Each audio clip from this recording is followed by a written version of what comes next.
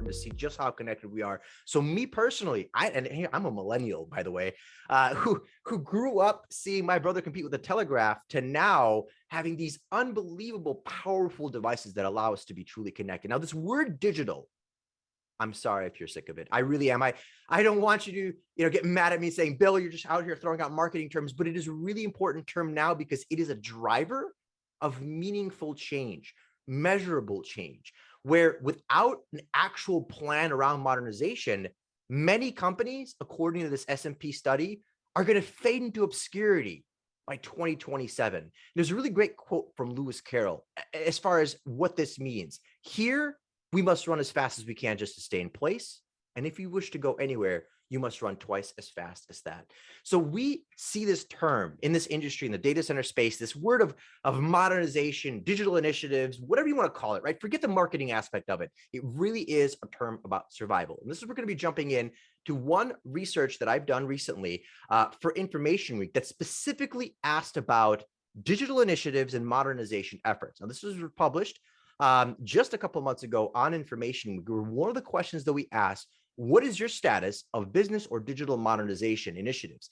And here's the difference. Instead of just asking this overarching global question, we really wanted to find out, well, the specifics. Like, okay, cool. We know that you're innovating, but what specifically are you doing? What objectives are you trying to overcome? And what we learned, and this is something I want everybody here listening to take a look at, a digital modernization journey doesn't have to be literally replacing the entire car.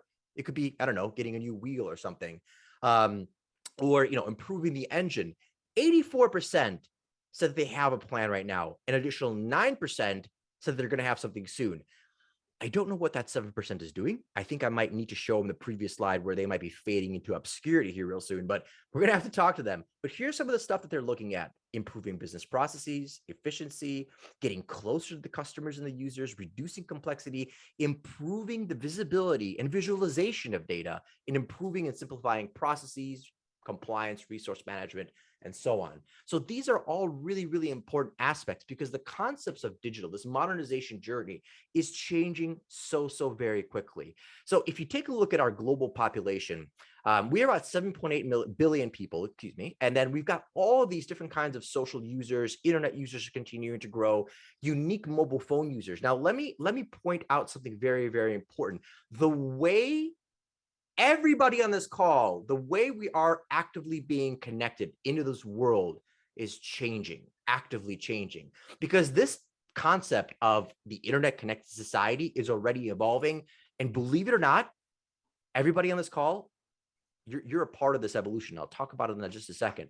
So the mobile share of daily internet time, and take a look at this from 2015, just over the course of about 5 to 6 years, more than half of the time we spend connected in the cloud or the internet is, I know you can't see me. Maybe if we get the camera turned on, you can see me waving around all these different phones I have in front of me. But these mobile devices now, and let me ask everybody a rhetorical question here. Do you think that mobile devices, these phones that we're staring at, is that it? Is this the future? Are we done evolving?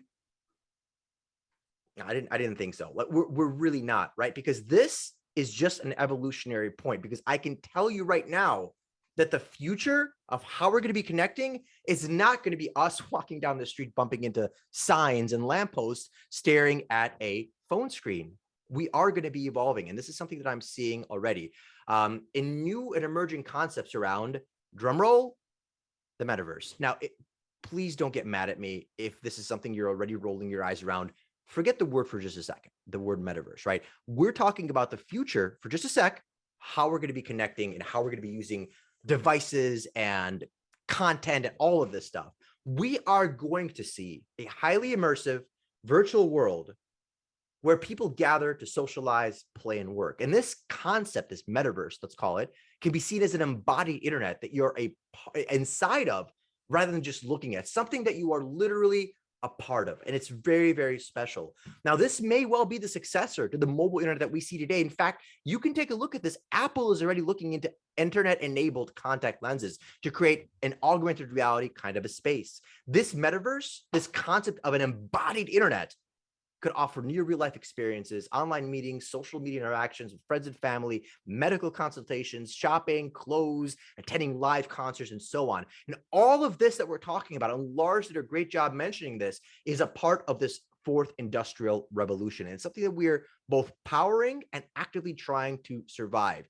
This is new for you. The first industrial revolution was we used water and steam to mechanize production. The second, electric power to create mass production. And the third, used electronics and information technology to automate production as well. Now, with this fourth industrial revolution, is building on the previous one, this digital revolution that's been happening, I would say, since like the middle of the last century for sure. And it's characterized by a fusion of technology that is actively blurring the lines between physical, digital, and biological spheres.